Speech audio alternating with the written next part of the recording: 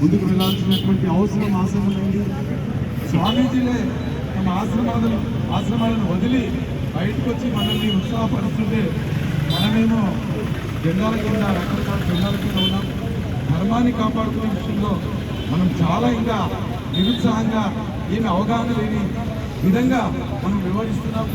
ఈరోజు హిందుత్వానికి దేశవ్యాప్తంగా కాదు, ప్రపంచవ్యాప్తంగా హిందువులు ఎక్కడెక్కడున్నారో వాళ్ళని టార్గెట్ చేసుకొని దాడులు నిర్వహిస్తున్నారు.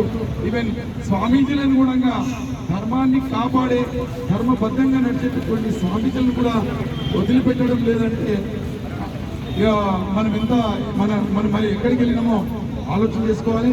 కాబట్టి ఈరోజు మన ధర్మ జాగరణ కోసం ఏదైతే బంగ్లాదేశ్లో జరిగినటువంటి స్వామీజీని అరెస్ట్ చేసి జైల్లో పెట్టడం ఒక ఉగ్రవాదిలాగా మనం ఆలోచన చేసుకోవాలి.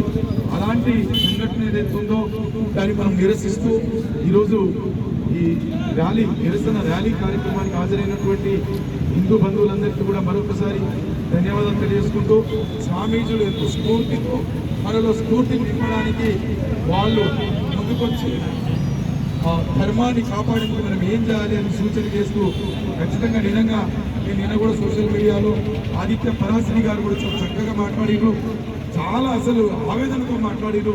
కానీ స్వామీజీలు అంతా బయటకు వస్తున్నారు. కాబట్టి మనం కూడా వాళ్ళకి వెన్నట్టు ఉండి ముందుకెళ్ళాలి.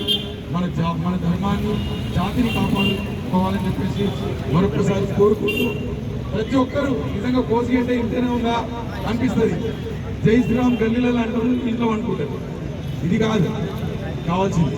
మనం ఖచ్చితంగా ముందుకు రావాలి, రోడ్డుపైకి రావాలి. మన ధర్మం కోసం వస్తున్నాం మనం. కాబట్టి దీనికి మార్గదర్శనం చేయడానికి స్వామీజీలు ఎంతో శ్రమ కృషి ఎండలో ఇక్కడికి వచ్చేసినందుకు, అంటే మీరు కూడా ఎవరు కాదు, మా స్వామీజీలు, మా ఇంటి స్వామీజీలు, మా ప్రాంతం, మా జిల్లా, మా గ్రామం సంబంధించినది కాబట్టి మీకు పాద నమస్కారాలు చేసుకుంటూ ఈ కార్యక్రమాన్ని ముందుకు వెళ్ళే విధంగా కార్యాచరణ చేపట్టాలని చెప్పేసి నిర్వాహకులందరికీ కూడా ప్రత్యేకంగా ధన్యవాదాలు తెలియజేస్తాను. స్వామీజీలకు పాద నమస్కారం, ధన్యవాదాలు.